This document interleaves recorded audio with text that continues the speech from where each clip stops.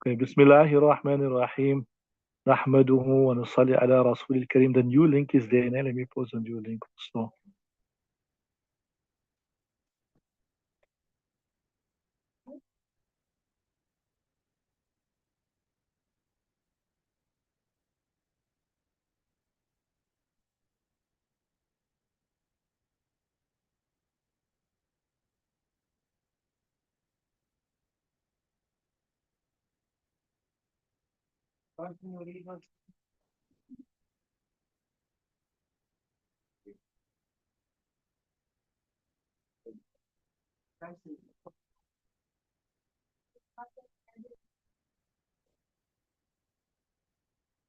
Okay, so Bismillahirrahmanirrahim. Nahmaduhu wa nusalli ala Rasulil Kareem. Amma ba'd. So, Alhamdulillah, with the grace of Allah Ta'ala, we already started the chapter of Salat, or maybe, or rather, we already started Hidaayah Sharif. So, just to put you in perspective, that the actual thing that we want to discuss here is the Salat, because that is the most important thing, right? That is the reason why we have been created. وَمَا خَلَقْتُ الْجِنَّ وَالْإِنسَ إِلَّا لِيَعْبُدُونَ. That we have not created man and jinn except to worship Allah subhanahu wa ta'ala, right? So, الصلاة إماد الدين. من أقامها فقد أقام الدين ومن هدمها فقد هدم الدين, right? That the salat is the most important pillar of deen. If you establish salah properly, then um, then you to the barakah of that, your whole deen will be established. And if you don't establish proper salah, then the rest of your deen will be in destruction. Can I just ask the online people, is it clear? Can you people hear? How's the link working? You can just indicate to me if you people can hear, inshallah.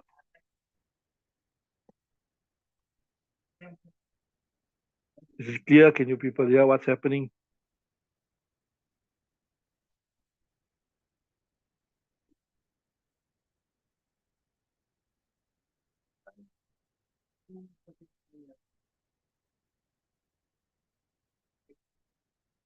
Okay, alhamdulillah, it's clear. They can hear. So all what we've been doing till now, right?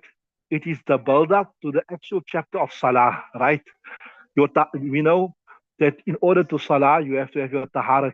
So there's two things that I want to share with you. One is called a shart and one is called a rukn.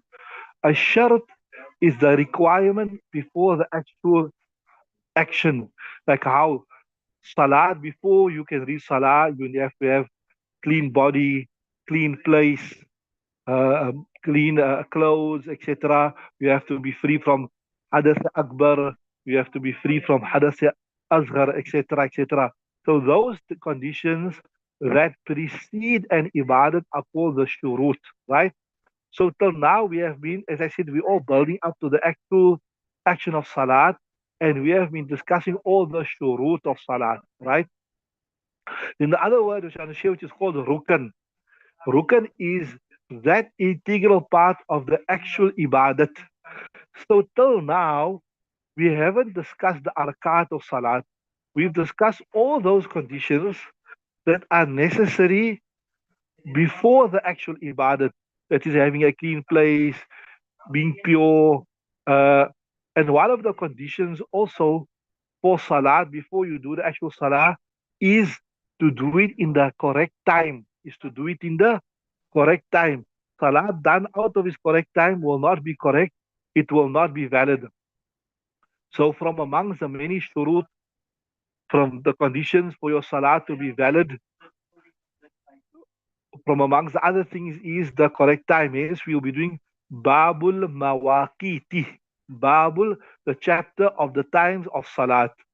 So if you look at the word Mawaqit, it is the jam of miqatun. And this comes on the scale of zarf, waqata yaqitu, waqitun, mawqutun, miqatun, mif'alun, mif'alun, remember? So place and time of something.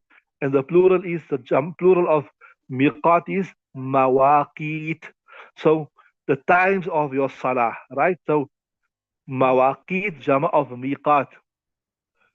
So when a time is fixed for something, you have a fixed time, you have a fixed place, whatever, then it is referred to in Sharia as miqat Mawaqit. There's a word that you'll also come across, inshallah. Allah Ta'ala take us, Allah Ta'ala show us when you do Kitab al-Hajj. Then you know the place where you cannot cross without having ihram. It's also called miqat, mawaqit, the fixed place where beyond that you cannot go without ihram.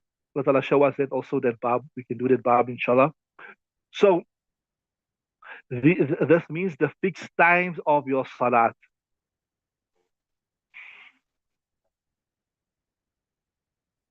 Why do we discuss, obviously, the times of salat before the actual salat? Pretty simple. That if you do the salat in the wrong time, the salat is not valid. If you do it in the wrong time, it's not valid. So in order for your salat to be valid, it has to be done in the correct time. So in that sense of the word, it is a condition for your salat. It is a shart, right? And then another reason why it's brought is first is because what makes your salat compulsory? It is experiencing the time. Just to understand this in a simple manner, look here. Now Zohar time hasn't entered, right? Look, man, Zohar time hasn't entered. If you pass away now, Allah Ta'ala give you long life, inshallah. If you pass away now, are you responsible for the Zohar Salah? No, you're not responsible for the Salah. Do you have to, your family have to pay maybe fidya for Zohar, even though maybe you made wudu for Zohar Salah, you got ready for Zohar Salah, you pass away now. The Zohar Salah is not compulsory upon you because you pass away before the time. Similar to the month of Ramadan also. Allah Ta'ala says, فَمَنْ شَهِدَ مِنْكُمُ الشَّهْرَ فَلْيَصُمْ. Only when you witness that Ramadan time, then that fast come compulsory upon you. So only when you lived for the time of Zohar, then we'll say the Zohar become compulsory upon you. But if you pass away before that, that Zohar is not compulsory upon you. So what does that show you? That the time is the thing that makes it compulsory upon you. The time of Zohar makes it compulsory upon you. Are you with me? So we can say in technical terminology, the sababul wujub, the reason for the compulsion, is the time. So obviously that comes before the salah, so that's why that needs to be discussed. So, in simple words, so the time is the sabab. It is the reason for you reading salah. And experiencing the time you have to perform the salah, that's the musabbab, is the effect of the cause. And the sabab, the cause, will always come before the effect. You understood? You can't expect to bleed before you get cut. After you get cut, now the blood will come out. Not the blood will come out, now you get cut. You understand what I'm saying? So first you speak about the cutting of the knife, and then what? You look at the bleeding. You understand what I'm saying? So the reason comes before the effect. Like how we say the sabab comes before the musabbab. So same thing here, we're saying that the reason for salah to become compulsory is the time. Without you experiencing the time, the Zohar won't become wajib upon you. Without you experiencing the breaking of dawn in the morning, right? The Fajr doesn't become compulsory upon you. So your sababul wujub is the time, and sabab means cause, so cause becomes before the effect. So that is also one of the reasons why we'll say that the time is discussed before the actual discussion of salah. And like we told you, like, in order for you to perform salah, right, you have to have taharat. You have to be free from hadath akbar. You have to be free from hadath asghar. Without taharat, your salat is not valid. So same thing here. In the Hanafi madhab, salah must be done in its proper time. That is why we say in the Hanafi madhab, you don't have taqdeem, what you call it, what's it, taqdeem, you don't have, what's it, a jam' taqdeemi. Under no circumstances, if you study the Hanafi fiqh right through from the front till the back, there is no instance where you can read salah before the time. Yes, in the Shafi madhab, if you're a musafir, you're going to travel, you can read salah before the time. We the Hanafi say, no, you can't. Why? Because if you read salah before the time, how can you do something? How can you discharge something before it becomes compulsory upon you? How can you discharge salat? Like I told you, if you pass away now, Zohar is not wajib upon you. So how can you discharge your Zohar before your Zohar even came compulsory upon you, right? We'll discuss this in detail later on, inshallah, about the laws of Jama. the default ruling, there's no Jama in Salah. There's few exceptions we will discuss later on as we traverse through the Bab. But just remember the default ruling is there's no Jama in the Hanafi Madhab. There's no Jama in the Hanafi Madhab. Especially Jama Taqdimi, to read Salah before the time, because we say the time has not been right. It's not necessary for you to read. How can you read Salah, right? So like how the condition of Salah is Taharat, like that also the time is a condition. So here, inshallah, the author starts by discussing the Fajr Salah. And the reason why he discusses Fajr Salah, because generally the day starts with the breaking of dawn. That is the first Salah of the day. So because it's the first Salah of the day, we'll start with that. And another interesting reason is this here, that there's no ikhtilaf with regards to the starting of Fajr Salah. It's ittifaq amongst all the ulama. So he's starting with the one which is less controversial. That's what I'm saying. There's no ikhtilaf there's no intra-madhab khilaf between the Hanafi, Shafi, etc. Right. So here, the author has brought a lot of Israel. That means, things, yeah, etc. So the general principle, I haven't just looked at all these riwayat here, to check if they're authentic or not. Some of them might be authentic, but I'm just giving the general principle with regards to Israel. لا نصدق ولا نكذب. We won't say it's true 100% and we won't say it's false 100%, but we can narrate it for information purposes. حدثوا عن بني إسرائيل ولا حرج. So interesting thing here is mentioned that the first person to have read 2 rakats namaz after the breaking of dawn, that is we'll discuss inshallah what exactly is the breaking of dawn, what is Fajr time when we start the matan, the text of the hadith, inshallah. So the first person to have read or prayed at that time is Abul Bashar Sayyiduna Adam alayhi salam. When he came down from Jannat, when he was expelled, ihbitu, go down, and he came to the dunya, then he read the 2 rakats.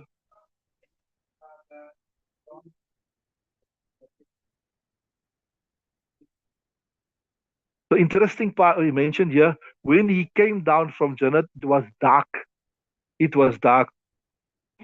And he felt, imagine coming from Jannat, coming down to the dunya, uninhabited, lonely. He didn't have his trusted spouse by his side, etc. And then when the dawn broke, normally when the dawn breaks, not the sunrise, but the light starts appearing on the horizon, then he read 2 rakats Salatul Shukr for the removal of the darkness. So here is mentioned, the first rakat was a shukr and appreciation for the removal of the darkness. And the second rakat was appreciation for the appearance of the light. So the first person to have read the Fajr namaz as a token of appreciation was Adam alayhi salam. Then the first person to have read 4 rakats namaz after Zawal. I'm just mentioning here briefly what the time of Salah is, but we'll do this in 100% detail as we go through the text. We'll do it in too much detail. But, Zohar namaz comes in after Zawal. So the first person to have read 4 rakats after Zawal was Hazrat Ibrahim alayhi salam. And this was when Allah Ta'ala saved his son from the knife. Remember, he was instructed, Inni ara fil manami anni azbahuka fanzur madha tara. He told his son, I see myself in a dream slaughtering you, etc. What is madha tara? What is your opinion? What do you say about this? He said, Ya abadi fa'al ma tu'mar. Oh, my father, do whatever you have commanded to do. Right? So then he passed the test. So after having passed that great test, he read 4 rakats Salatul Shukr.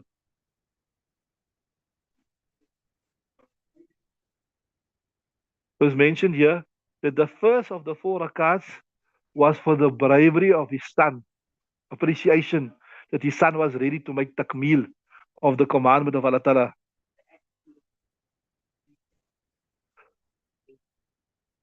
Second of the 4 rakats was the ransoming, that he didn't have to slaughter his son, but Allah Ta'ala put substituted with a ram. Third of the 4 rakats was to gain the pleasure of Allah subhanahu wa ta'ala.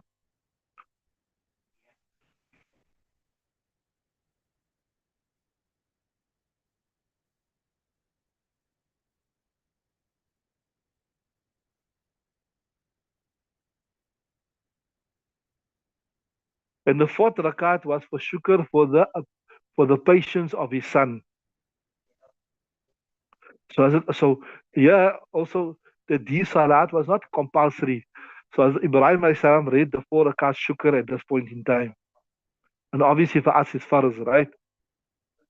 The first person to have read the Asr namaz, that is late afternoon, after the sun becomes double, the shadow of the sun becomes double, was Hazrat Yunus alayhi salam.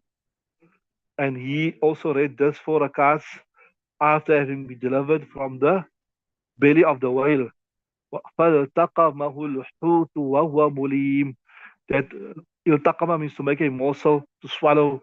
And remember the time فَالْتَقَمَهُ الْحُوتُ, when the whale swallowed him, right? So when he came out, he read 4 rakats.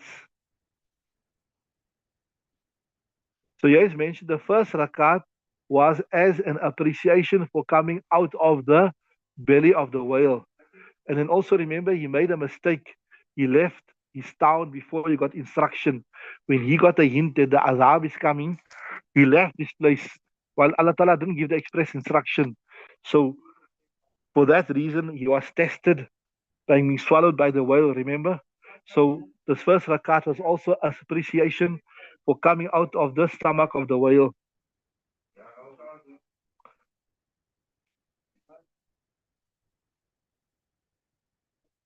So he was extricated from 4 darknesses, remember? So that's why he read 4 rakats. And this he done as a nafal. But for us, Ummati Muhammadiyah sallallahu alayhi wasallam, this is farz, right? First person to have read the Maghrib Salah, or read rather 3 rakats at that point in time, was Hazrat Isa alayhi salam. And he also read this as Salatu Shukr, Urdu say Shukrana. I think Gujarati also say Shukrana Salah. Right, the first one was to negate uluhiyat from himself. Remember when he began performing all these miracles, people started taking him as a god, etc. So to show that he's not a god. Second one is to negate uluhiyat from his mother.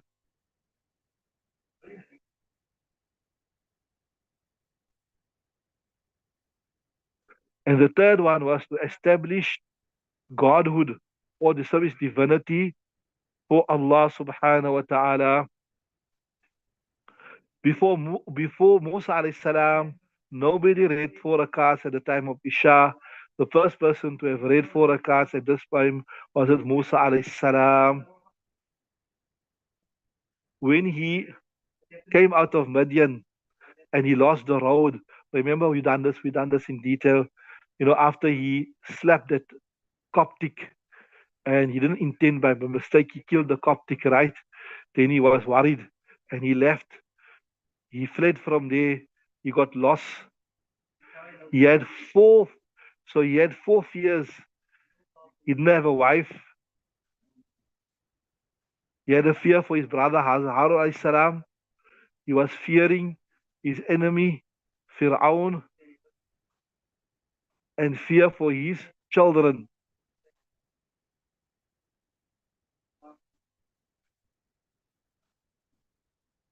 So when Allah Ta'ala delivered him from these 4 fears, then he read his 4 rakats as shukr. And obviously this is now faraz on the Ummah Muhammadiyah sallallahu alaihi wasallam.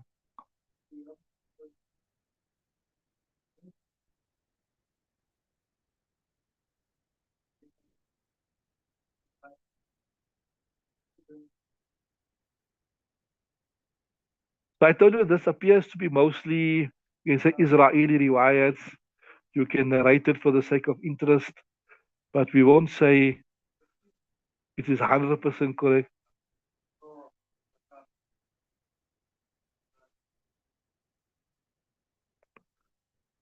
Okay, let us read some of the text at least for the barakah of the read the first one, inshallah. At least we can do one or two ibarat, inshallah, to get the barakah, inshallah.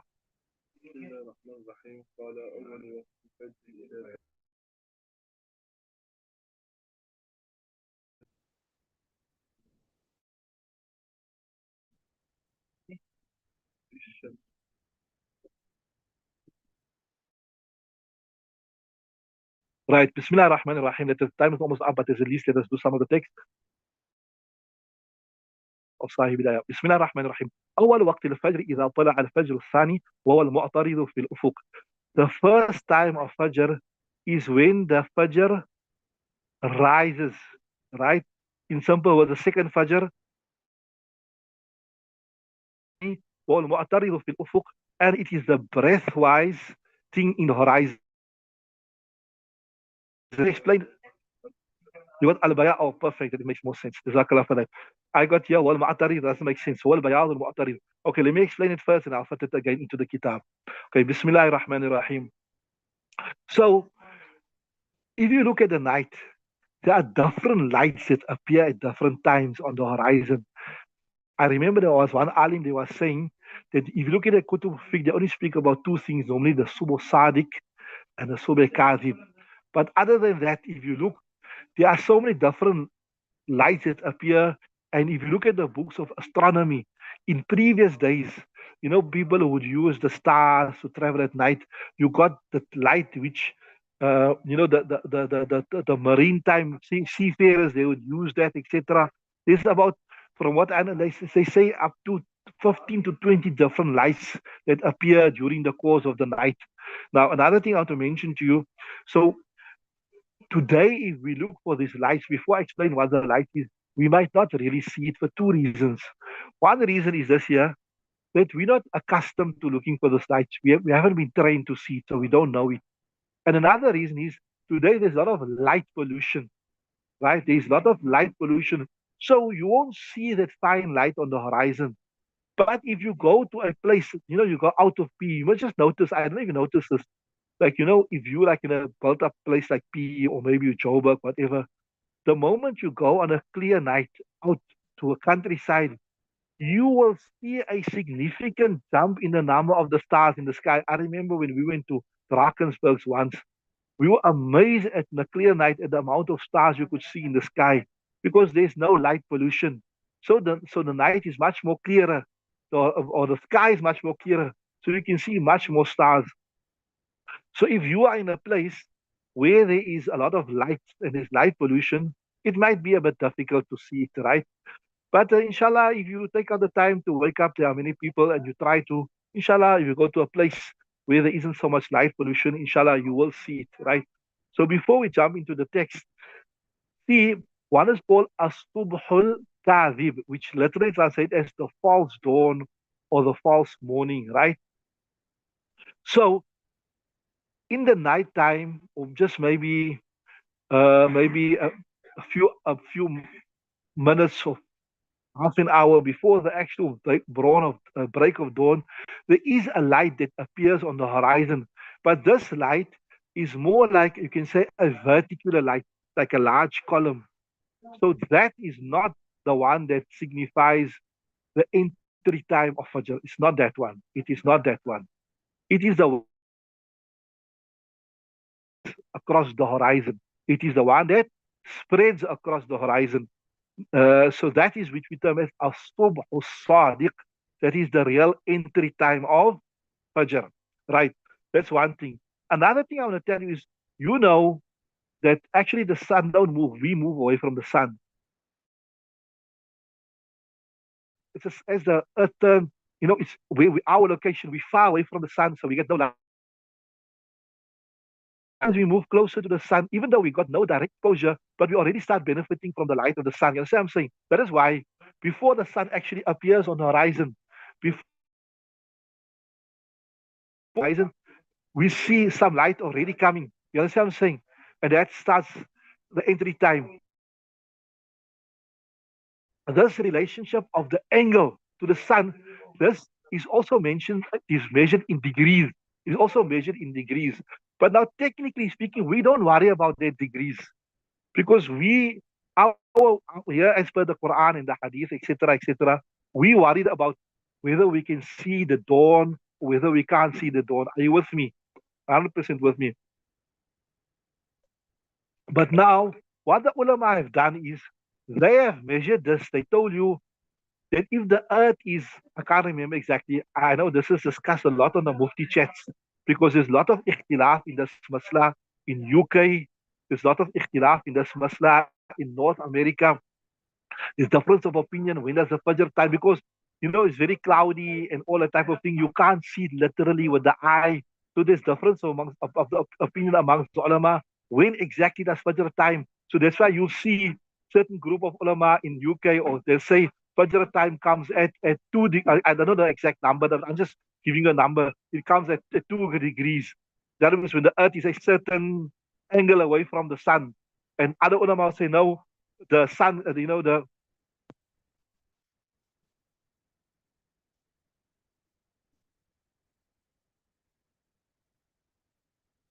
you see the certain ulama was saying Fajr time comes in when the earth is 2 degrees. If you want more of this, I remember I was not put up with this, and when the ulama started discussing it on the Mufti chat, I was surprised. I said, but now what is this here? We only know about Subh Sadiq and Subh Kazim. What is this degree thing here? Like, I remember then I asked ulama and they gave me some videos, etc. They gave some videos where I checked the videos. So these degrees thing, it speaks about the angle. It speaks about the angle of the earth from the. So without physically looking for the subh, you just look at the degrees and they'll tell you 2 degrees at this time and 2 degrees at that time. But that is also based upon the asal, which is whether you can see the subh sadiq and the subh kadhib. Are you with me? Is that clear? Right. So here the text we done today, it is saying that you must wait for the not the vertical light on the horizon, but you must wait for the one that spreads, the perpendicular one that spreads. And there's two features about the one, the light that heralds the start of Fajr time. The one is it is not the lengthwise one, but it is the breadth. And this one, and the second one is the Subh Kazim is the one that appears and it disappears and it gets dark. But the breathwise one that stays, it spreads out on the horizon and it stays there. It doesn't go away. That is the entry time of Fajr. Now, normally, uh, it is about 1 hour 20 minutes before sunrise, but it is not I can say conclusive because it depends upon your location where you are. Because remember, the Earth at different parts of the earth, you got a different angle towards the sun. That's what I'm saying.